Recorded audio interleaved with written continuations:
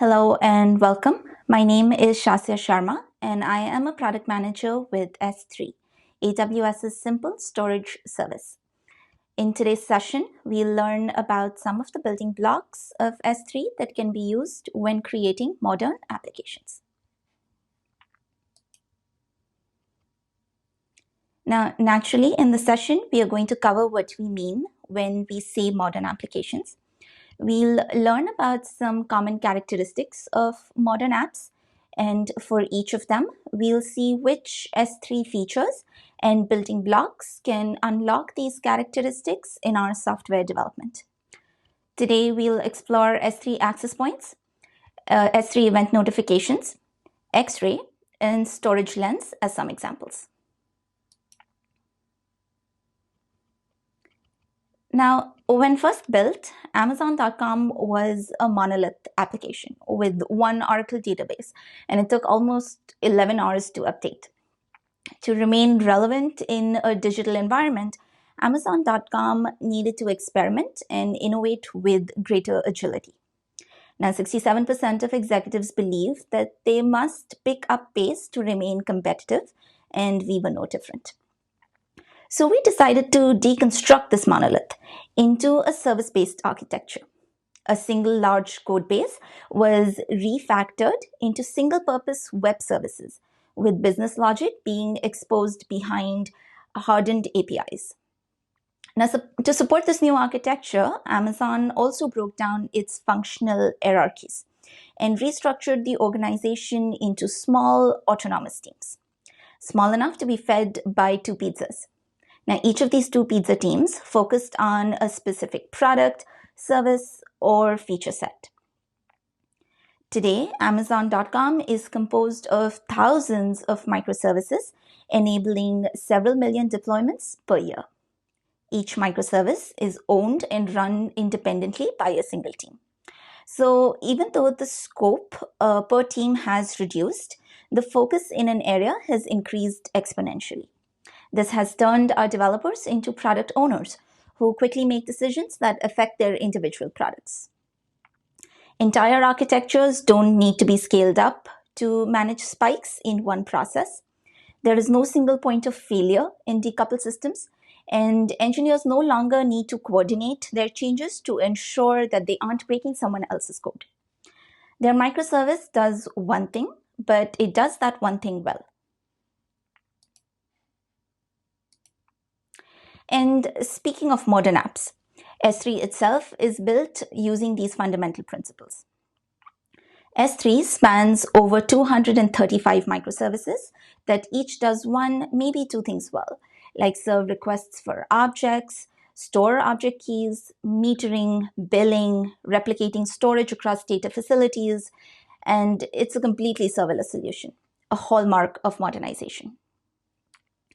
Now, businesses typically perform two categories of work: activities that are a part of a company's secret sauce that make it successful in the market, like creating a unique user experience and developing innovative products. And then there are activities that we often refer to as undifferentiated heavy lifting. These are tasks that must get done, but they don't really offer any competitive advantage. For most businesses, these tasks are things like server management, load balancing, and applying security patches, and so on. A defining characteristic of modern applications is that they offload any activity that isn't a core competency of the overall business in adopting serverless models. So to quickly recap the serverless tenets that S3 embodies, first, there is no need to provision or maintain any servers. There is no software or runtime to install, maintain, or administer. Your applications can be scaled or automatically, or by adjusting its capacity through toggling the units of consumption rather than the units of individual servers. Now, instead of paying for server units, you pay for what you value. And lastly, with S3, you receive built-in availability and fault tolerance. As a result of this modernization, S3 today has exabytes of data stored across trillions of objects. S3 enjoys an increased pace of innovation, having released 7 distinct storage classes since its inception. S3 has consistently reduced prices up to 80% in the last 15 years, and it smoothly scales to processing millions of requests per second. So now that we see the benefits of modernization and how it's applied to Amazon and also S3, let's dive into some S3 building blocks that can help you modernize your apps.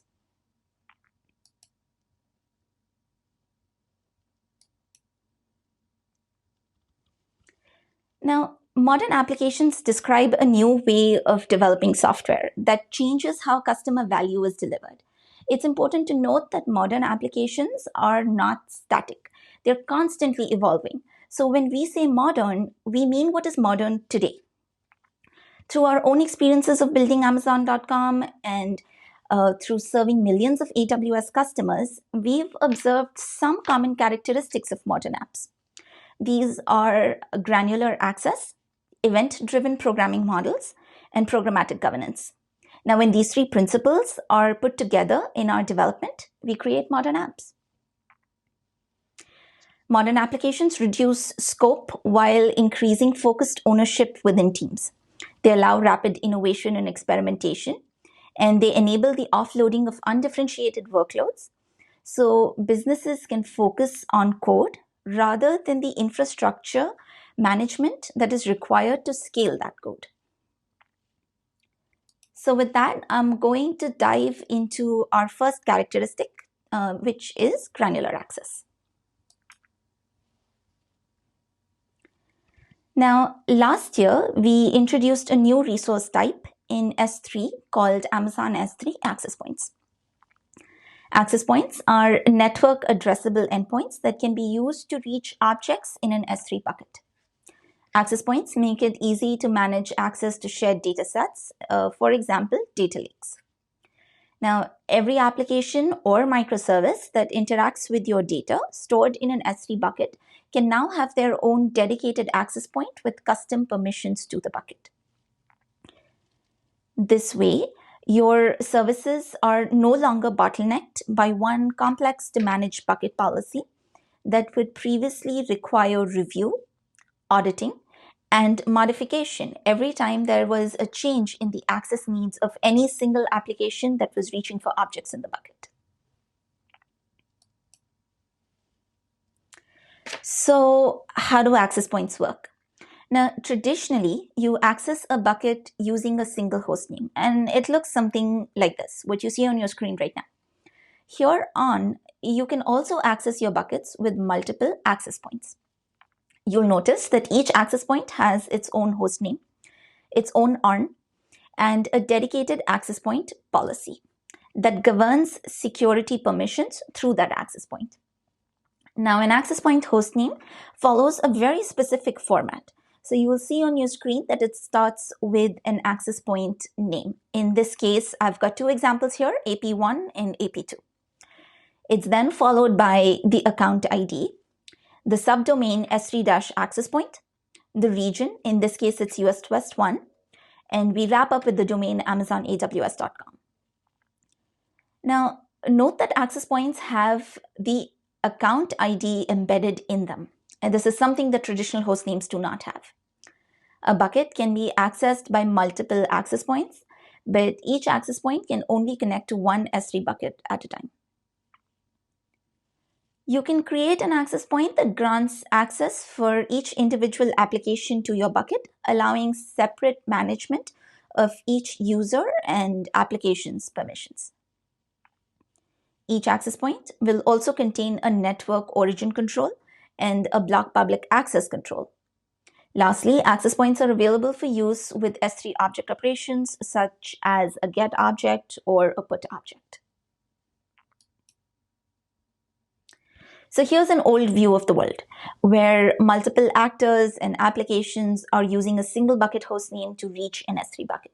Now in the real world though, members of accounting don't need to see sales reports stored in S3 and vice versa. With access points, this is what your new world would look like. So there are 4 distinct advantages to using an access point in your modern application. And this is how it helps you get granular access.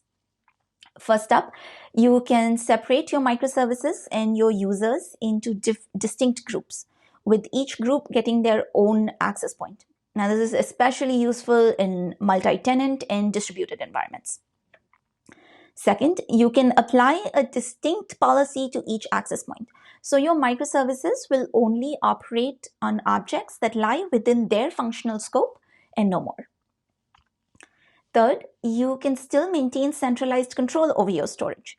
For example, there are many access points here, but one set of policies for storage management, and that still applies at the bucket level. Lastly, access point names are unique to the account and region they exist in, and hence the same access point name can be reused over and over again. Now, note that the introduction of access points does not change the way that an existing bucket host name functions. You can continue to use host names as you did before. However, if you choose to, you can stop using the host name entirely.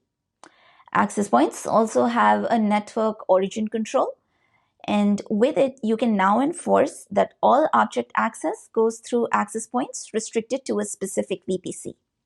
Now, this gives you a very easy, auditable way to make sure that all of your S3 data access is firewalled within your VPC.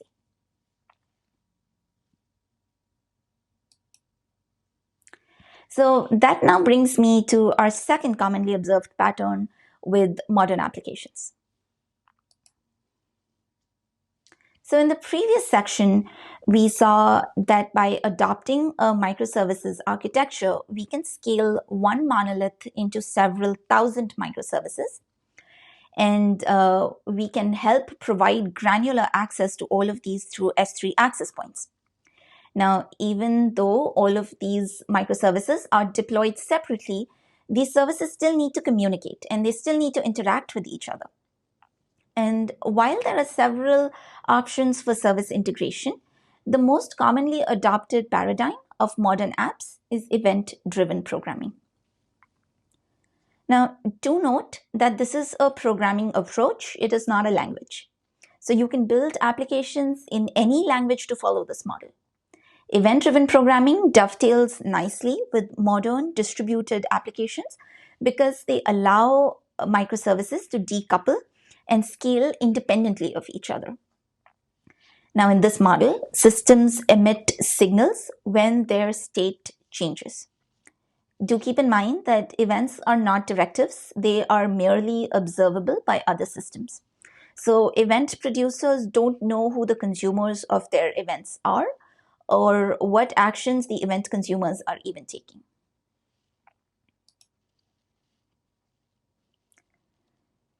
When building modern applications using S3, you can use the event notifications feature of S3 that notifies you when certain events happen in your S3 bucket. S3 event notifications are designed to be delivered at least once and within seconds. S3 can publish notifications when objects are created and put in an S3 bucket. S3 can publish notifications when objects are deleted, when objects are restored from S3 Glacier, and also throughout an object's replication journey in S3. Lastly, S3 events can be published to an SNS topic, an SQS queue, or even trigger a Lambda function. So let's dive into an example of how an AWS customer used S3 events and an events-based model to modernize their application. Now, this AWS customer in the example runs a mobile application that allows users to upload and share images with each other. Traditionally, the app developers relied on community feedback and manual reviews to flag and remove images that violated their terms of service. And initially, this model worked very well for them, but it was unable to scale due to the growth in their app usage. Now, this particular customer was writing their users' images to Amazon S3 and decided to use Amazon Recognition, which is a deep learning service to automate the analysis of these images and videos. So in order to do so, first they set up S3 event notifications. And these events would in turn trigger a notification every time an image or a video was uploaded to an S3 bucket. Next, they selected which destination to deliver the event to, SQS, SNS, or Lambda. In this case, the events were configured to trigger a Lambda function. Now, note that events are delivered as simple JSON messages, and you can see an abbreviated example on the right-hand side of your screen. It lets the listener know that an object was put into a bucket called My Bucket. And then it also shares some metadata about the object, such as its size, its e-tag, and even its version ID.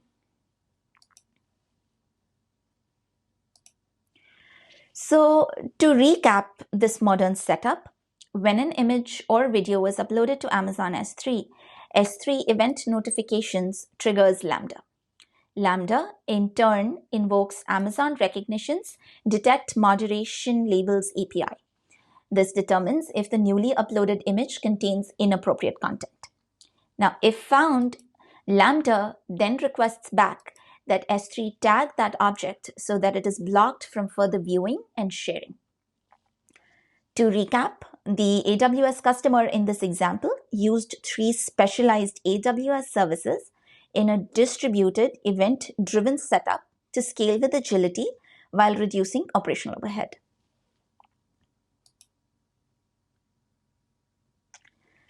So we started by breaking monoliths into microservices. And then we saw how we can get these different services to communicate with each other and operate together in event-driven programming models. Now, when thousands of microservices are in play, even though each microservice is more focused and more simple, the larger system can grow more complex. So it becomes increasingly important to introduce programmatic methods of governance with which developers can monitor their applications and troubleshoot the root cause of performance issues and errors. Which brings me to our third common characteristic of modern apps: programmatic governance. Now, S3 provides many features that allow you to debug and monitor modern applications. And in this section, we'll dive into 2. First, we'll look at AWS X-Ray that has now integrated with S3. And this integration has a debugging focus. Second, we'll look at S3 Storage Lens. This is a feature with a stronger monitoring focus.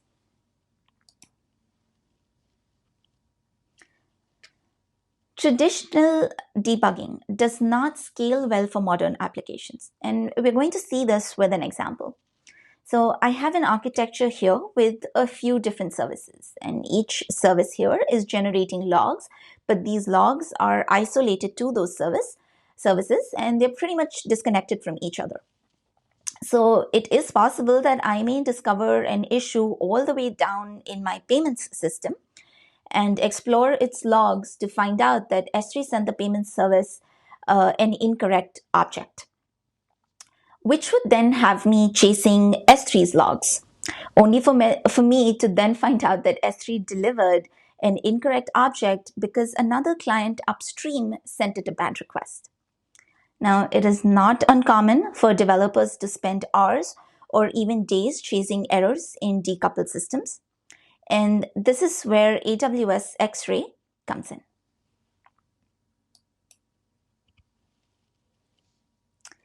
Now, earlier this year, we announced X-Ray support for S3. With AWS X-Ray, customers can now receive an end-to-end view of their requests as they flow through thousands of applications and microservices. With X-Ray, you can trace requests made to applications that span multiple AWS accounts, pinpoint and understand root causes of issues, performance bottlenecks, and errors.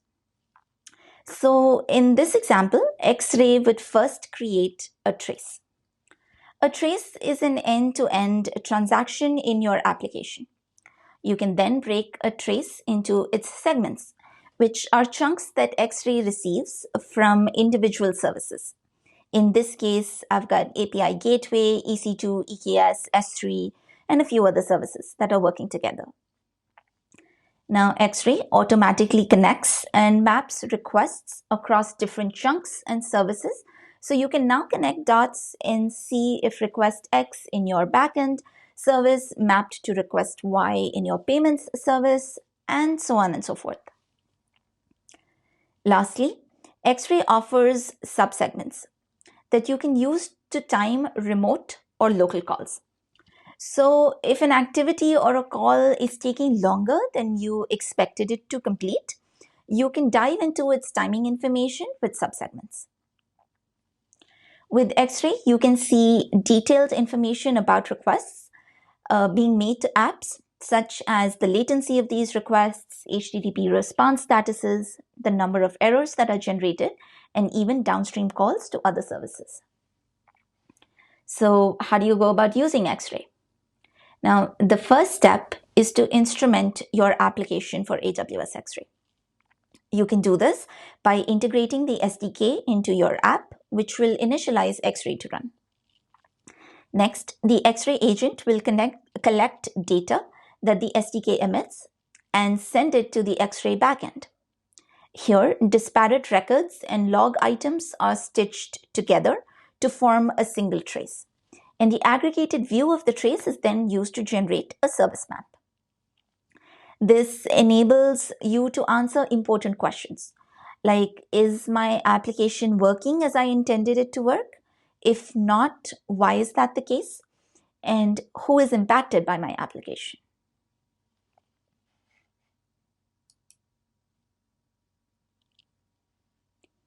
The second tool I want to talk to you about today is S3 Storage Lens. Also released very recently, Lens provides in-depth visibility into your S3 storage usage and activity. It also gives you recommendations to improve cost efficiency and to apply data protection best practices to your S3 account. Now, Lens provides dozens of storage metrics, some of which are brand new and some that were previously available but only at the bucket level. Metrics are available at various aggregation levels. So you can get insights into your storage that can be as specific as a per prefix level or as broad as organization-wide. Metrics are updated on a daily basis. So at any time, you're seeing the latest snapshot of your data since the last run, which was 24 hours ago. Now, Lens provides up to 15 months of historical data to analyze, enabling you to inspect long-term trends and patterns, or even to time hop back to a particular date to see a snapshot of usage and activity on that day. S3 Lens is enabled by default for all S3 users at the account level, and it's available via an interactive dashboard on the S3 console. So you can use this dashboard to drill down, perform any other standard dashboard interactions on the metrics that are shared with you. You can also receive an export of Lens data in CSV or Parquet format, which is sent daily to a bucket in your S3 account. Lastly, Lens makes recommendations to help interpret all of this rich data and then translate it into actionable next steps.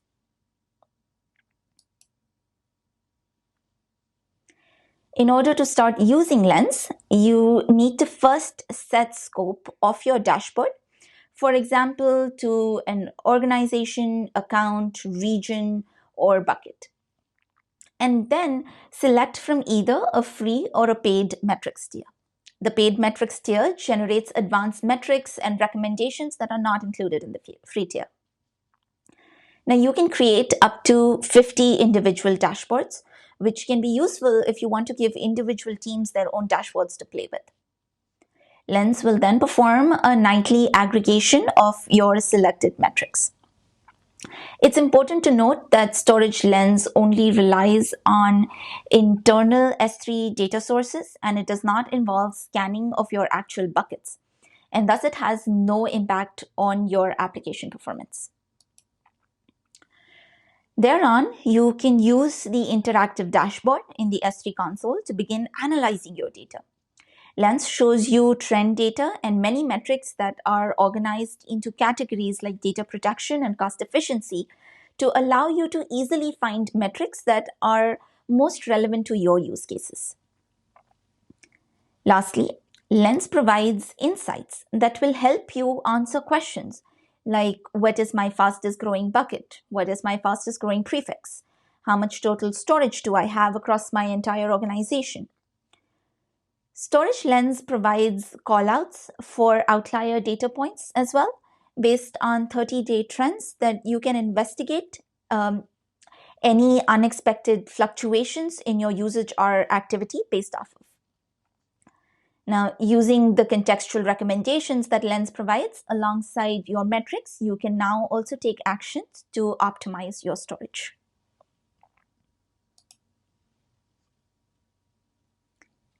Lens provides up to 30 metrics. For example, you can now see the breakout of the percentage of objects that are using encryption or the number of objects that are non-current versions. Now, these metrics are of two types: usage metrics, which describe the volume and type of storage, and then activity metrics, which describe requests and storage events.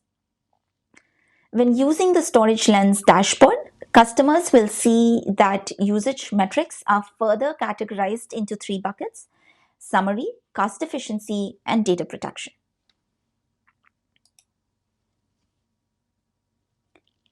When viewing Lens on the S3 console dashboard, you'll see three main sections.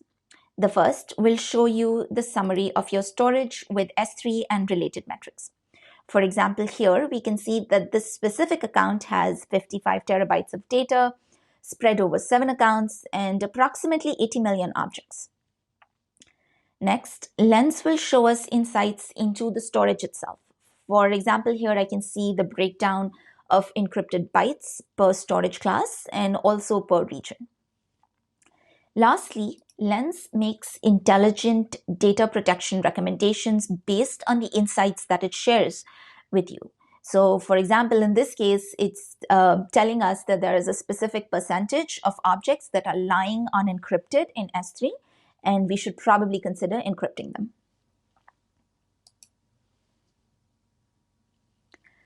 I'd like to end today's session with a short example of app modernization. Now, the AWS customer that we'll study today is a large online storytelling platform. Their app has several million downloads. They host content that is published by tens of thousands of authors, and their content has been downloaded and read hundreds of millions of times. Now, they started their application, as many companies do, by building a single-tier application because it was fast and because it was easy to do so. As their active users, usage, and content grew, they quickly needed to modernize their architectures, which they did with AWS microservices such as S3, ECS, RDS, and Kinesis. Now, the switch to modern application development has cut down their deployment time and their operational overhead as well. Today, a two-pizza team makes thousands of deployments every year. So here's an example of just one workflow that this customer has modernized amongst many others. They have developed an in-house marketing and content management platform that, amongst many other things, sends millions of emails to users via Amazon SES, that is our simple email service. Now, these emails promote various book titles, short stories, and essays that are hosted on their platform. This prompts users to engage with their platform and consume content that is most relevant to them. An event-driven programming model hereon invokes Amazon Kinesis, that in turn captures data from these user interactions on the platform and deposits this information into an Amazon S3 data lake. About 50 gigabytes of data is contributed a day. Now, when this data lands in S3, more event notifications are fired, calling on AWS Athena to analyze this data and to understand the impact of these campaigns. Thereon, these insights are fed back into the customer relationship management and marketing systems, prompting the next iteration of the cycle with improved effectiveness of their marketing emails by tailoring their messages as it continues to understand customer behavior better. So in this example, we saw many distributed and specialized purpose-built services, including S3, that worked together to enable a sophisticated marketing use case. These services interact with each other using event-driven models, and they can easily leverage features like S3's integration with AWS X-Ray to debug any issues across this distributed setup. This customer can now focus on delivering business value, drive improvements in future campaigns, and increase the relevance of the selection that they present to the customers. With that, we are at the end of the session. To recap, we saw some common characteristics of modern apps today. We saw some S3 building blocks that enable modern app development. I hope you enjoyed the session, and I encourage you to take 2 minutes to fill out the session survey at the end. Your feedback is super valuable, and it helps us build content that is most meaningful to you. That is this session. Thanks for watching.